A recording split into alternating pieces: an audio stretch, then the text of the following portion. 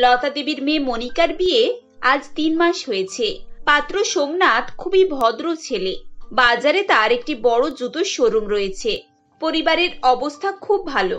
মনিকার শ্বশুরবাড়ি একটু বড়, সব মিলিয়ে 11-12 জন সদস্য। বাড়িতে তার ননদ অসীমাও থাকে। বিয়ের পর এতদিন সে শ্বশুরবাড়িতেই ছিল। আজ সে বাপের বাড়িতে এসেছে। তাকে দেখে বাড়ির সবাই খুব খুশি হয় এবং বৌদি বলে, মনিকা, এত দেরি হলো কেন? তোমার তো 11:30টার মধ্যে ঢুকে যাওয়ার কথা, এখন তো 1:30টা বাজে। আর বলো না বৌদি, রাস্তায় এত জ্যাম যে কি বলবো। মেন রোড তো একেবারে ভর্তি হয়ে আছে। ড্রাইভার আবার গাড়ি ঘুরিয়ে ভেতরের রাস্তা দিয়ে নিয়ে এলো, সেজন্য এত দেরি হয়ে গেল। আচ্ছা ঠিক আছে, তুমি তাড়াতাড়ি হাত মুখ ধুয়ে নাও, আমি তোমার জন্য খাবার বেড়ে দিচ্ছি। বৌদি, কি রান্না করেছো গো? ওই তো ভাত, মাছের ঝোল, শুক্তো আলু পটলের তরকারি, এইসবই করেছি। আচ্ছা ঠিক আছে, আমি আসছি। হাত মুখ ধুয়ে মনিকা খেতে বসে আর বলে, বৌদি রাত্রিবেলা আমাকে একটু গাজরের হালুয়া করে দেবে?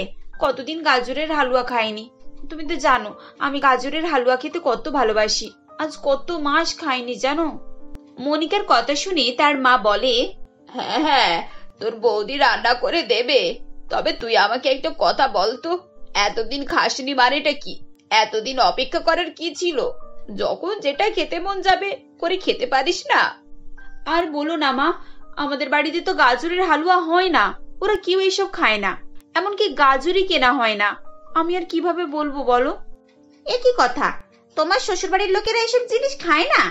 আচ্ছা তারা খায় না তো কি হয়েছে, তুমি তো খেতে পারো। যখন মন করবে একটু করে তৈরি করে খাবে। বৌদি জানো, আমার শাশুড়ির কড়া আদেশ, বাড়িতে যা হবে একটা জিনিসই রান্না হবে, আর সেটাই সবাইকে খেতে হবে। আজব নিয়ম তো। বাড়িতে কে কি খাবে না খাবে সেটা যে যার মতো করে বুঝবে। তোমার শাশুড়ি তো এভাবে বাকিদের উপরে নিজের ইচ্ছাটা চাপিয়ে দিতে পারে না।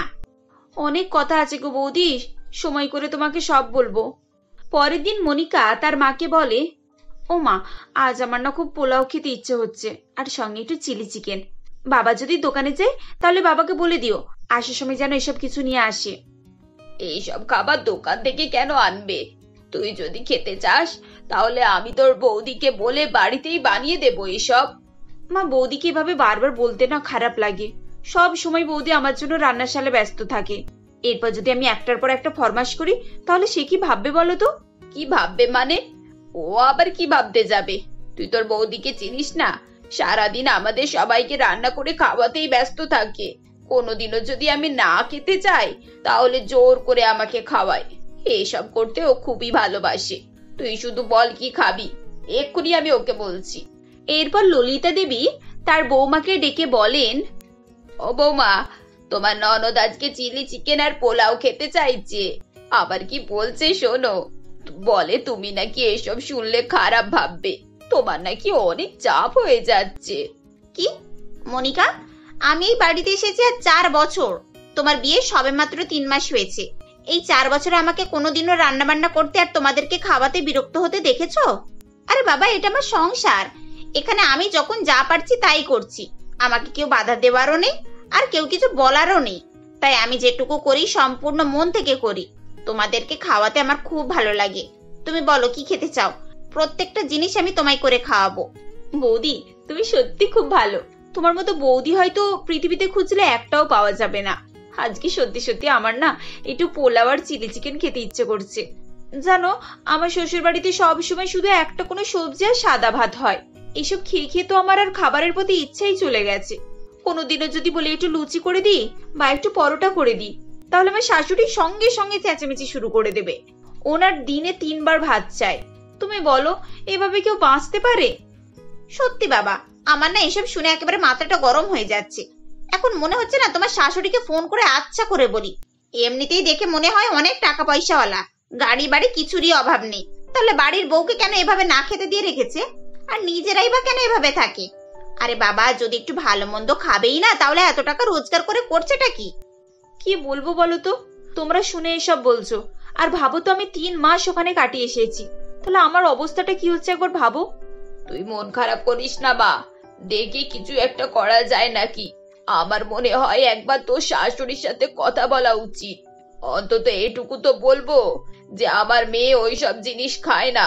ওর এখানে পরোটা, লুচি, পোলাও, বিরিয়ানি এসব খেয়ে অভ্যাস। এভাবে রোজ রোজ একটা সবজি সাদা ভাত মানুষ খেতে পারে নাকি?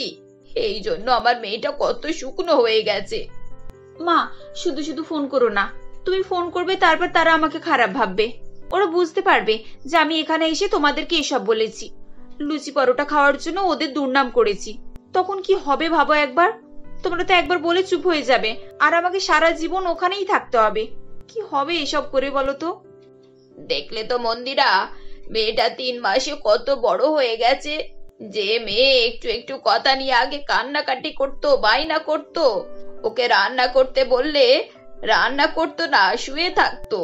কাজ করতে দিলে একটু করেই উঠে চলে যেত। সেই মেয়ে আজ কেমন ভাবে সংসার সামলাচ্ছে। সত্যি, এই জন্যই বলে মেয়েরা জন্ম থেকে তৈরি হয়ে আসে পরের বাড়ি সামলানোর জন্য, তবে বিয়ের পর সেটা প্রকাশ পায়। আজ আমি সেটা দেখতে পাচ্ছি। হ্যাঁ মা, আপনি ঠিকই বলেছেন।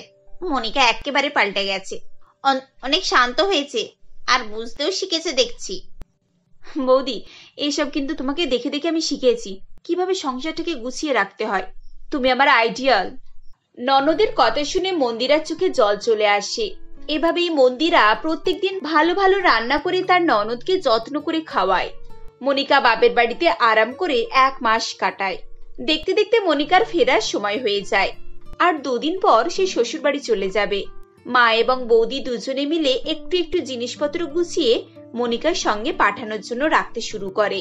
মনিকা, এই দেখ, এই ব্যাগেতে 10 কেজি বাসমতি চাল আছে, আর সঙ্গে 10 কেজি গাজর, এছাড়া ঘি, দুধ, চিনি সব দিয়েছি। তোর যখন ইচ্ছা হবে তুই পায়েস, হালুয়া এসব করে খাবি।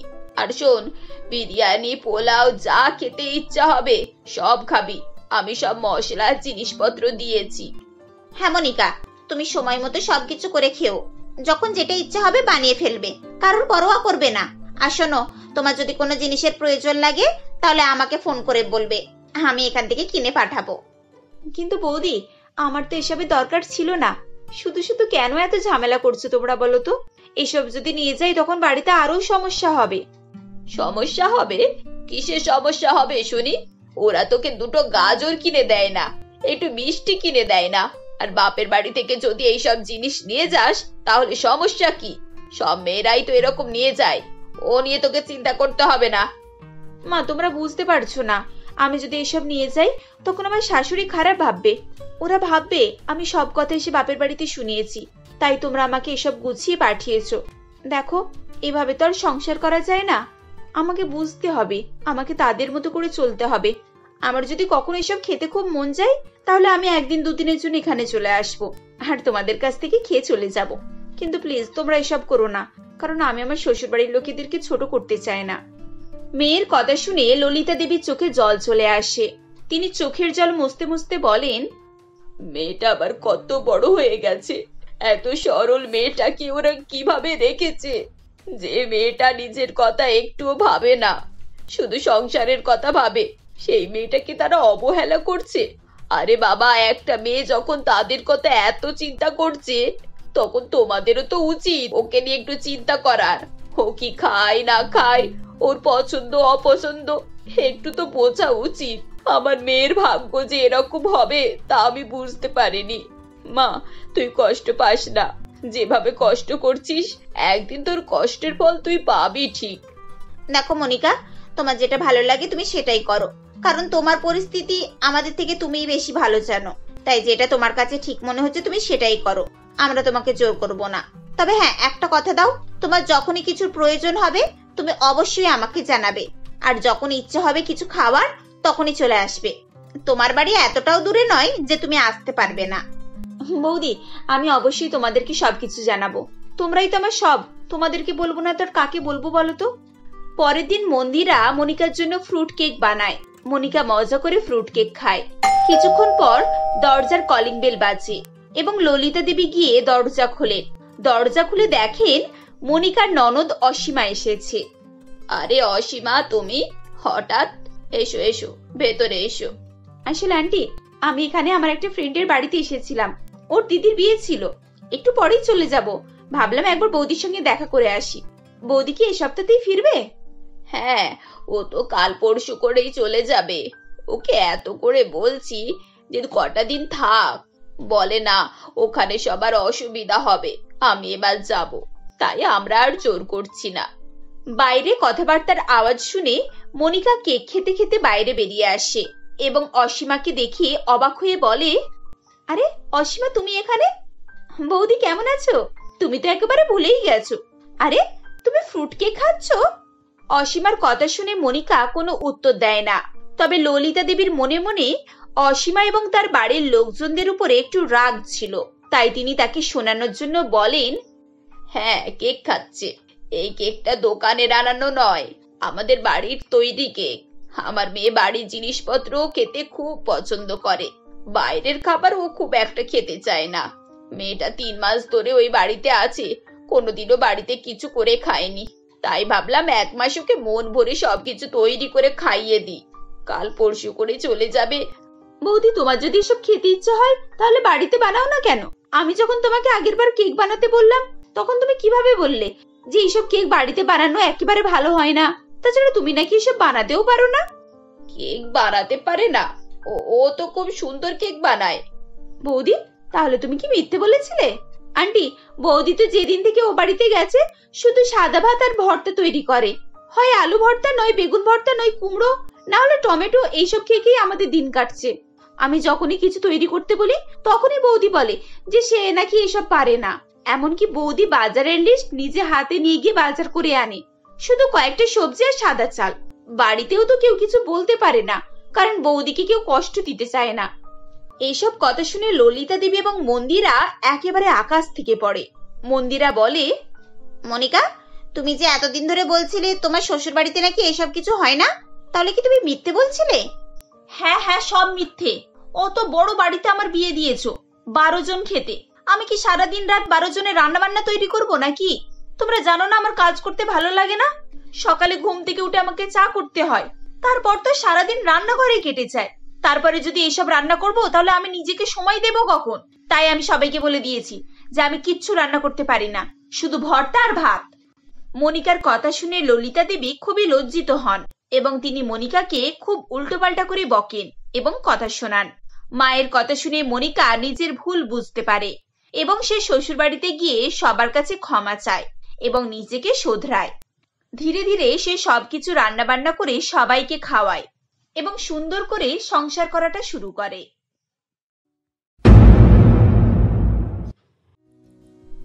এ বাবা, রবির বউকে কি সুন্দর দেখতে রে!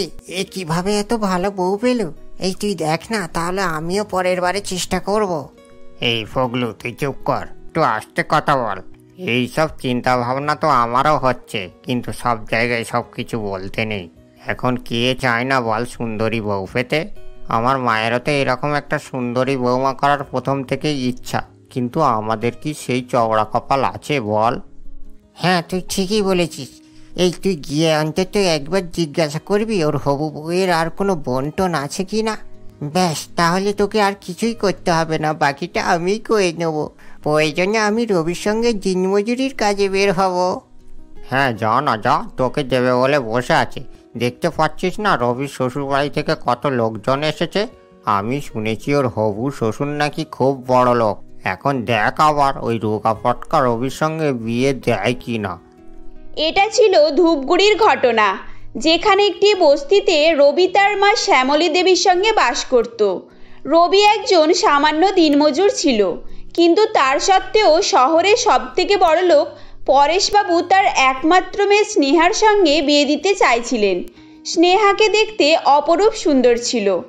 ঈশ্বর তাকে এতটাই সৌন্দর্য দিয়েছিল যে কারোরই তাকে পছন্দ হয়ে যেত। তাদের ধনসম্পদ, বংশপরিচিতি সবকিছুই ভালো ছিল, কিন্তু তবুও পরেশবাবু কেন এই কাজ করছিলেন সেটা তিনি ছাড়া আর কেউই জানতেন না। বাবু, আরো একবার ভেবে নিন। স্নেহা দিদিমণি হয়তো ভুল সিদ্ধান্ত করেছেন, কিন্তু তাই বলে আপনিও ভুল করবেন? ম্যাডামকে একবার বোঝানোর চেষ্টাও করবেন না? না, তার আর দরকার হবে না। এটা শুধু স্নেহার একারই নয়, এটা আমারও সিদ্ধান্ত। এই যে শ্যামলী দেবী, আপনি বরং রবিকে ডাকুন, আজ আমরা বিয়ের কাজ সম্পূর্ণ করেই যাব। দেখুন বাবু, আপনাদের হয়তো কোথাও ভুল হচ্ছে, আর আপনারা হয়তো ভুল করেই এখানে চলে এসেছেন। আমরা খুবই গরিব, আমাদের থাকা খাওয়ারও জায়গা নেই। সেই জায়গায় আপনি আপনার সুন্দরী মেয়েকে আমার রবির সঙ্গে কেনই বা বিয়ে দিতে চাইছেন? আরে দিদি, সে নিয়ে আপনাকে ভাবতে হবে না। আমরা সব কিছু জেনে বুঝেই আপনার বাড়িতে এসেছি। এখন আপনি শুধু হ্যাঁ বললেই চলবে। আর আপনার ছেলের তো স্নেহাকে আগে থেকেই পছন্দ। স্নেহা এটা নিজের মুখেই আমাকে বলেছে। সেদিন দেখতে গেলে সকলের মধ্যেই এক প্রকার প্রশ্নের ছেঁড়াছুঁড়ি চলছিল। সেখানে কি হচ্ছিল কেউই কিছু বুঝতে পারছিল না। একদিকে পরেশবাবু তার মেয়েকে রবির সঙ্গে বিয়ে দিতে চাইছিলেন, আর অন্যদিকে শ্যামলী দেবী তাদেরকে চিনতেই পারছিল না। ঠিক সেই সময় রবি কাজ থেকে বাড়ি ফেরে ও সে তাদের বাড়িতে লোকজনের হইচই দেখে প্রথমে অবাক হয়ে যায়। এরপর তার মা তাকে সব কিছু জানালে রবি বলে, না, এই বিয়ে আমিও করতে পারবো না। সে আপনি যতই বড়লোক আর আপনার মেয়ে যতই সুন্দরী হোক না কেন, যাকে আমি চিনি না জানি না, সে জোর করে এসে আমায় বিয়ে করতে চাইবে, এটা আমি কখনোই মেনে নেব না। হ্যাঁ বাবা, তুই ঠিকই বলেছিস।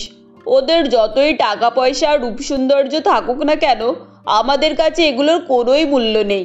কারণ আমরা দারিদ্র হতে পারি, কিন্তু লোভী নয়। আমি তো প্রথমে ভেবেছিলাম তোর হয়তো এখানে কোনো দোষ আছে। না মা, আমি এনাদের সঙ্গে তেমন কোনোই ব্যবহার করিনি।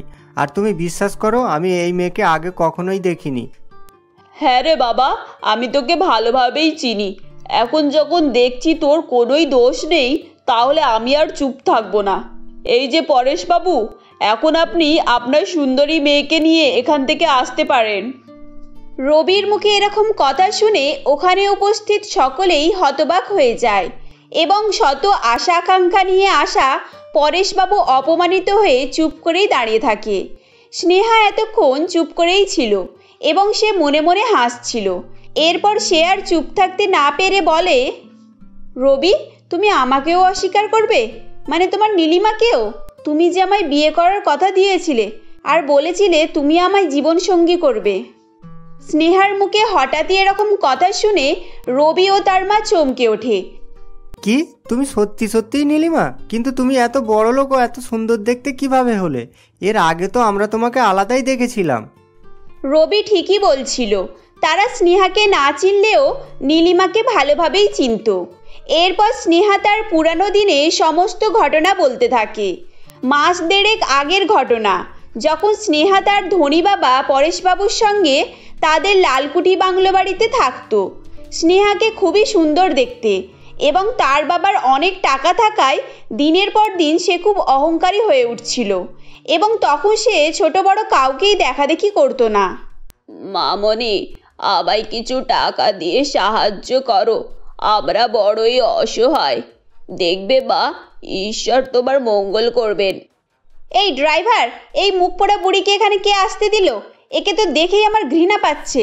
এই বুড়ি, যা বলছি, যা এখান থেকে। আনকালচার কোথাকার, কার কাছে কি চাইতে হয় সেটাই জানে না। এই, তোকে ভিক্ষা দেওয়ার জন্য আমাদের ড্রাইভারই যথেষ্ট, বুঝেছিস? এই ড্রাইভার, তুমি একে কিছু টাকা দিয়ে পাঠিয়ে দাও। মা, আমি অসহায় হতে পারি, কিন্তু ভিক্ষুক নয়। আমি একটা আশ্রম চালাই, সেজন্য তোমার বাবার কাছে এসেছিলাম, আর তোমার বাবা আমায় তোমার কাছে পাঠালেন। আমি যদি জানতাম যে সাহায্য চাইতে এসে আমায় অপমানিত হতে হবে, তাহলে আমি এখানে কখনোই আসতাম না। এই বলে বয়স্ক মহিলাটি কাঁদতে কাঁদতে সেখান থেকে চলে যায়। পরেশবাবু দূর থেকে দাঁড়িয়ে সব কিছুই লক্ষ্য করছিলেন এবং অসহায়দের উপরে স্নেহার ব্যবহার দেখে পরেশবাবুর খুব খারাপ লেগেছিল। তাই তিনি সেখানে এসে বলেন, ছি স্নেহা, ছি, আমি তোমার থেকে কখনোই এরকম আশা করিনি।